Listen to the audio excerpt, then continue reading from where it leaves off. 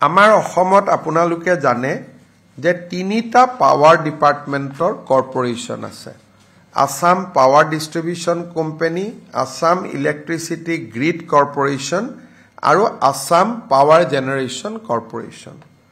লগতে চৰকাৰে বিভিন্ন জায়গাত আদৰ্শ বিদ্যালয় স্থাপন কৰি আছিল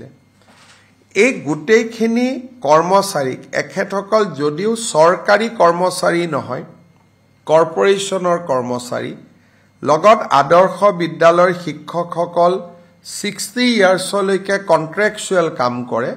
কিন্তু তেওঁলোককো আজি আমি ৰাজ্য চৰকাৰৰ মেডিকেল ট্ৰিটমেন্টৰ যেটো স্কিম লোকসেৱা আৰোগ্য যোজনা ইয়াত আমি ইনক্লুড কৰাৰ কাৰণে সিদ্ধান্ত লৈছো ইয়াৰ ফলত এই কৰ্মচাৰী সকলেও